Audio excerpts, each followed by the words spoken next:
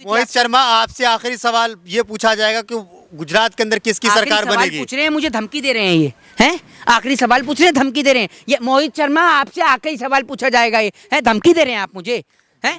आप कहते हैं कि प्रधानमंत्री मोदी जी ने बहुत बेहतर काम किया है गुजरात के लिए। मैं आज आपसे एक एक करके जानना चाहता हूं कि आखिर क्या बेहतर काम गुजरात के लिए, देश के लिए मोदी जी ने किया है। आप बताइए गुजरात के 4 काम जो मोदी जी ने किया हो, एक एक करके बताइए। वहाँ पे जैसे कि लोगों को घर देना हो या लोगों को रोजगार देना हो, या चाहे वहाँ का डेवलपमेंट हो, पानी का सुविधा हो, बिजली की सुविधा हो। सुन लीजिए एक एक करिए। आपने बोला डेवलपमेंट आपने देखा ना किस प्रकार का डेवलपमेंट हुआ कि वो पुल बनाया और पुल पे जो लोग चढ़े 100 से ज्यादा लोगों की जान चली गई, पुल गिर गया। तो क्या इस प्रकार का डेवलपमेंट? आपने कहा कि मोदी जी ने विकास किया, डेवलपमेंट किया। क्या इस प्रकार का डेवलपमेंट कि दारू बंद होने के बाद, शराब बंद होने के बाद जहरीली शराब पीकर कई लोगों की जान चली जाती है? क्या इस प्रकार का डेवलपमेंट कि नकली जाली नोट पकड़े जाते हैं, या फिर इस प्रकार का डेवलपमेंट कि वहां पर करोड़ों रुपए का ड्रग्स पकड़ा जाता है? किस प्रकार का डेवलपमेंट वहां पर किया है? आपने दूसरा नाम लिया कि शिक्षा के नाम पर, रोजगार के नाम पर। भाई शिक्षा के नाम पर क्या किया है जरा ये बताइए। एक नकली स्कूल बनाया गया, यही किया है शिक्षा के नाम पर। नकली स्कूल बनाया ना, आपने देखा कि वो खिड़की विड़की बनाकर ड्राइंग कर कर एक टॉयलेट से भी छोटा रूम, क्लासरूम बनाया गया। तो आप ये बताइए नरेंद्र मोदी जी ने क्या बेहतर काम किया है, या फिर इसके आधार पर मोदी जी को वोट मिलेगा? बताइए ना, इस आधार पर कोई वोट देगा क्या मोदी? आखिर काम किया तभी तो 27 सालों से जो भाजपा की सरकार है वहाँ पे लोग जो है बार बार पसंद कर रही है, एक बार नहीं पसंद, फिर पसंद कर रही है, फिर पसंद कर रही है, फिर पसंद कर रही है, यानी कि 27 सालों से वहाँ पे सरकार है। वो बात आपकी बिल्कुल ठीक है, 27 साल से सरकार है उनकी, ये बात मैं भी मानता हूँ और पूरा देश भी मानता है, ठीक है ना। पूरा देश जानता है कि 27 साल से उनकी सरकार है। लेकिन मैं आपसे एक चीज ये पूछता हूँ कि बेहतरी का काम क्या किया है, मैं ये पूछना चाहता हूँ। क्या बेहतर? आपको नहीं लगता है काम किया है? मैं तो आपसे जानना चाहता हूँ, मेरे को तो लगता ही नहीं है कि कोई बेहतर काम किया, तभी तो मैं आपसे पूछ रहा हूँ। मुझे अगर पता होता तो मैं आपसे क्यों पूछता? लेकिन किस बिना पे जो राजनीति पंडित हैं वो ये कह रहे हैं कि भाजपा की जो है सरकार बन रही है, फिर से जो है बहुमत के साथ जो है भाजपा जो है गुजरात के अंदर सरकार बना रही है। ये खबरें कहाँ आती हैं, कौन से नंबर पे खबर आती है, जरा बता दीजिए, मैं देश की जनता को बता दूं और मैं राजनीतिक पंडित कौन से राजनीतिक पंडित हैं, कहाँ आते हैं राजनीतिक पंडित, जरा दिखाइए। मैं गूगल खोल लेता हूँ, गूगल पे कौन से राजनीतिक पंडित हैं, नाम बताइए। तमाम तरह के जो न्यूज चैनल्स है, तमाम तरह के जो एजेंसियां हैं वो सर्वे कराती है वहाँ पे, उसके बाद फिर वो डेटा के आधार पे ये बताती है कितने सीट पर जो है कौन सी पार्टी की सरकार बन रही है। तमाम तरीके के न्यूज चैनल की 2024 में रास्ता साफ हो जाएगा। देख लेते हैं, गूगल पे मैंने डाला है, आता है नहीं आता है, दिखा दीजिए। यहाँ तो कुछ भी नहीं आ रहा है। नहीं, आप कौन से राजनीतिक पंडित की बात कर रहे हैं और कौन से तमाम चैनल हैं? ऐसा तो कोई चैनल ही नहीं है, तमाम चैनल के नाम से कोई चैनल खुला है क्या? वोटर का रिपोर्ट नहीं देखा आपने? किसका है कि कौन से वोटर का? एजेंसी है, उनका एक सर्वे आया है जिसमें कि एजेंसी नाम तो अरे सी वोटर की बात कर रहा हूँ, एबीपी का। अच्छा, तो सी वोटर जो है उसने ये बोला कि 2024 का रास्ता साफ हो 24 ने हम गुजरात की बात कर रहे हैं। हाँ, तो आपने बोला कि 2024 का भी रास्ता साफ हो जाएगा, ये बोला है कि उसने? अभी अब हमने नहीं बोला। नहीं, मैं आपको मैं बता रहा हूँ। आप बोले ना जो कि क्या कहते हैं मोदी जी को इससे चुनाव जीत जाएंगे, यहाँ से तो प्रधानमंत्री का भी चुनाव जीतेंगे। नहीं, ये बताइए ना कैसे जीत जाएंगे? लेकिन कहा जा रहा है ना कि अगर गुजरात के अंदर भाजपा की सरकार बनती है तो पहले मुझे तीसरी बार जो है भाजपा को यहाँ पे। पहले आपने बोला था राजनीतिक पंडित जो है वो सी वोटर पे आए, एबीपी न्यूज पे आए। राजनीतिक पंडित एबीपी न्यूज पे आए। आपका क्या अनुमान है भाई? आप मेरे को ये आप जनता के सामने ये कहिए कि ये मेरी निजी राय है। नहीं। कि आपके आका जो हैं वो चुनाव जीत रहे हैं, ये आपकी निजी राय है, ठीक है ना। आप जनता को घुमाइए मत। आप ये जो बेफजूल की बातें करते हैं कि ये राजनीतिक पंडित कह रहे हैं, वो राजनीतिक पंडित कह रहे हैं, अरे कौन से राजनीतिक पंडित हैं, कहाँ है राजनीतिक पंडित? हमें भी मिला दो एक हाथ से भैया। मोहित पंडित क्या कह रहा है? मैं राजनीतिक पंडित हूँ है? मैं आप ये बताइए ना मुझे। तो ये नहीं कहा। नहीं, तो आप ये बताइए ना कि मैं आप पंडित की बात, पंडित है ना आप, ब्राह्मण है ना? बिल्कुल है, क्यों नहीं है? तो आप क्या बिल्कुल है, क्यों नहीं है? देख रहे हैं भाई? मैं आप एक बात मुझे बताइए, मैं तो ये बता रहा हूँ कि मोदी जी ने कोई अच्छा काम नहीं किया, इसलिए देश का नौजवान किस आधार पर वोट देगा? क्या वो माँ वोट देगी जिसका बेटा जहरीली शराब पी के मर गया? क्या वो माँ वोट देगी जिसका बेटा उस पुल के ऊपर से निकला था और उसके बेटे की डेथ हो गई? या फिर वो बेटा वोट देगा जिसकी माँ उस पुल पे थी और उसकी माँ की डेथ हो गई? बताइए ना आप मुझे, कौन देगा वोट? या फिर वो माँ देगी जिसने देखा कि क्या कहते हैं भैया नकली नोट पकड़े जा रहे हैं? या फिर वो नौजवान वोट देगा जिसने देखा कि लाखों करोड़ों रुपए की ड्रग्स लाके नौजवान को ड्रग्स की लत में धकेला जा रहा है? कौन देगा वोट मोदी जी को, ये बताइए? देश की आवाम दे रही है। या फिर वो देश की महिलाएं वोट देंगी जिन्होंने देखा अपनी आंखों के सामने कि बलात्कारी बाहर निकल रहे हैं?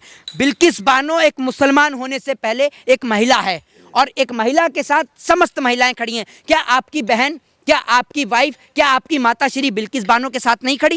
ये बताइए। बिल्कुल खड़े हैं, बिल्कुल हम भी खड़े हैं। मोहित शर्मा एक ब्राह्मण, एक हिंदू होने से पहले एक इंसानियत को मानने वाले हैं, ठीक है ना। एक जाति धर्म से पहले मेरे अंदर एक इंसानियत बसती है, और मैं और मेरा पूरा परिवार बिल्किस बानो के साथ खड़ा हुआ है, और मैं और मेरा पूरा परिवार सिर्फ एक ही चीज कहता है कि बिल्किस बानो के बलात्कार के अपराधियों को सिर्फ एक ही सजा होनी चाहिए, और वो है फांसी की सजा। मैं उनका जाति धर्म और मजहब नहीं देखता, क्योंकि बलात्कारियों का और अपराधियों का ना कोई जाति होती है, ना कोई धर्म है, ना कोई मजहब है। और अगर कोई जाति धर्म और कोई मजहब सबसे बड़ा है तो वो इंसानियत का है, और इंसानियत सबसे सर्वोपरि धर्म है, ठीक है ना। और मैं आपको एक चीज बता देता हूं, हमारा काम है सिर्फ कर्म करना। हम कर्म करते हैं, फल की चिंता नहीं करते हैं। तो हम गुजरात में भी जाएंगे, यूपी में। एक चीज बताइए, आप जहाँ पे भी आप गए हैं चुनाव में प्रचार करने के लिए, चाहे आपने जिस भी पार्टी का प्रचार किया हो, वहाँ पे जो है बंगाल छोड़ करके बाकी पार्टी जो हारी है, तो गुजरात जो है क्या नाम है, ये पता चल रहा है कि आप भी गुजरात जाने वाले हैं। जी तो वहाँ आपको एक चीज बता दो, बिहार के अंदर किसकी सरकार है? बिहार के अंदर भाजपा की सरकार थी, अब जाकर के बनी है। झूठ क्यों बोलते हैं आप उत्तर प्रदेश में भी चुनाव प्रचार करने के लिए गए तो वहाँ पे भाजपा की जीत हुई है। भाजपा की जीत कर रहे थे। सुन लीजिए मेरा काम मैं आपको बताता हूँ, सुन लीजिए। मैंने जनता को जाके समझाया कि वो शिक्षा के नाम पे, स्वास्थ्य के नाम पर, बेरोजगारी के नाम पे, महंगाई के नाम पर वोट दे। लेकिन जब जनता को समझ ये हिंदू और मुसलमान आता है तो हम क्या कर सकते हैं। तो मैं ये कहना चाहता हूँ कि ये गुजरात की जनता से कि ये चुनाव महंगाई बनाम देश को बेचने वालों के खिलाफ है। तो आप इस देश के अंदर जो देश को बेचने वाले हैं उनको ही बेच दीजिए, और इस देश के अंदर ये दिखा दीजिए कि जनमत का अधिकार लोकतंत्र में सबसे बड़ा अधिकार है, वोट डालने का अधिकार सबसे बड़ा अधिकार है, और इस अधिकार के जरिए हम देश को बेचने वाले लोगों को वापस से उनकी औकात दिखा सकते हैं। गुजरात जाकर के आप क्या देखेंगे? मैं गुजरात जाकर सिर्फ देश के नौजवानों को यही चीज समझाऊंगा कि अगर आपने शिक्षा के नाम पर, स्वास्थ्य के नाम पर, बेरोजगारी, महंगाई के नाम पर वोट नहीं दिया तो ये देश वापस से गुलाम हो जाएगा। देश के अंदर भुखमरी जैसी स्थिति स्थापित हो जाएगी। नौजवान रोजगार के लिए फिर लाठी और डंडे खाएंगे। बात विश्व गुरु बनाने की चल रही है, आप गुलामी की बात कर रहे हैं। विश्व गुरु बन जाएगा देश के अंदर? कलम के ऊपर, स्याही के ऊपर टैक्स लग गया, क्या इस प्रकार से भारत विश्व गुरु बनेगा? या फिर इस प्रकार से भारत विश्व गुरु बनेगा कि भारत देश के अंदर बलात्कारियों को रिहा कर दिया जाता है? क्या इस प्रकार से भारत विश्व गुरु बनेगा कि बलात्कारी पैरोल पर निकल कर बाहर आ रहे हैं? या इस प्रकार से भारत को फांसी भी तो लगाया जा रहा है? देखिए मेरी बात आपने देखा नहीं, निर्भया के जो भी गुनहगार थे उन लोगों को फांसी पर चढ़ाया गया। आपसे क्या कहता हूँ, सुन लीजिए। 3 बलात्कारियों को फांसी पर चढ़ाने से आप इस देश के अंदर बाकी बलात्कारियों को बाहर नहीं निकाल सकते हैं ना।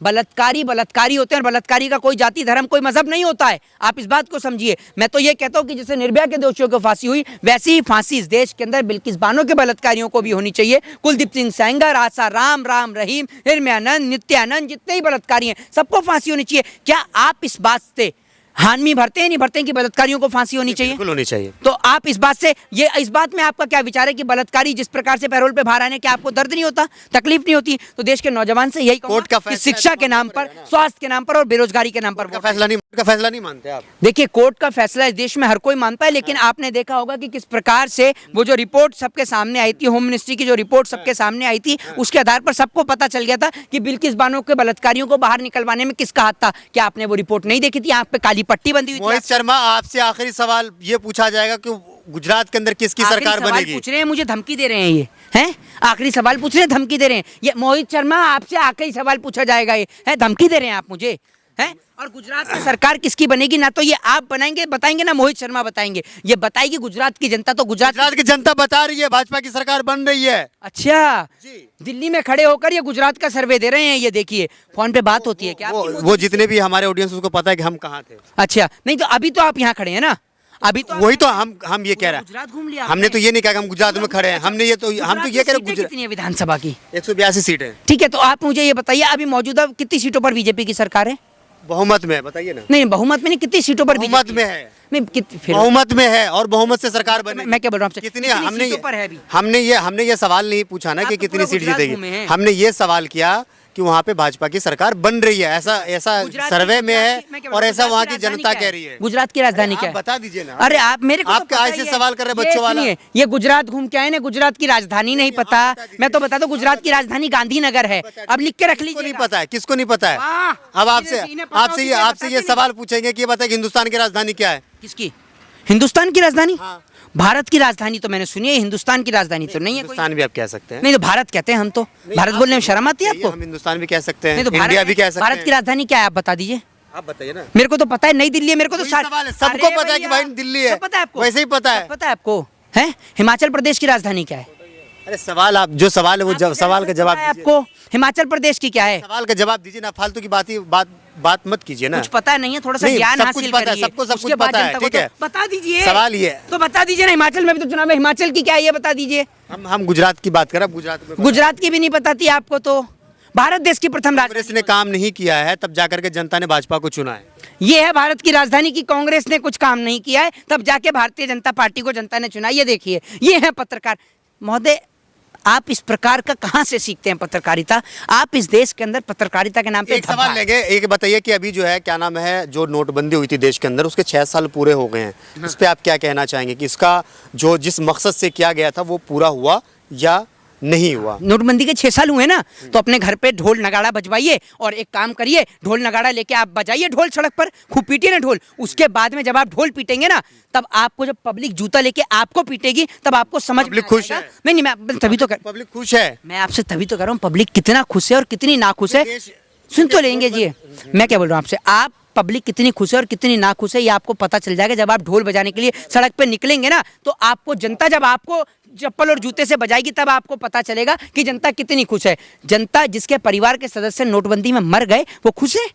वो खुश है? लोग अपने पैसे के लिए लंबी लंबी कतार में लगे रहे, वो लोग खुश थे? जिसके घर में शादी थी वो लोग खुश थे? जरा ढोल तो बजाइए। उसके बाद जनता ने अगर आपका ढोल नहीं बजाया तो मेरा नाम भी मोहित शर्मा नहीं। लेकिन मोहित शर्मा, जिस तरीके से नोटबंदी से तो कहते हैं कि फायदे हुए, जो ब्लैक मनी था वो खत्म हुआ, जो देश में हमारे जो है आतंकवादी जो नकली नोट छाप करके इस यहाँ पे घटनाओं को वारदात देता था, वो चीजों से पे अभी जो है जो लाखों रुका। करोड़ रुपए का जो नकली नोट पकड़ा गया है, एम्बुलेंस के अंदर नकली नोट पकड़े जा रहे हैं, ये कहाँ से आ रहे हैं?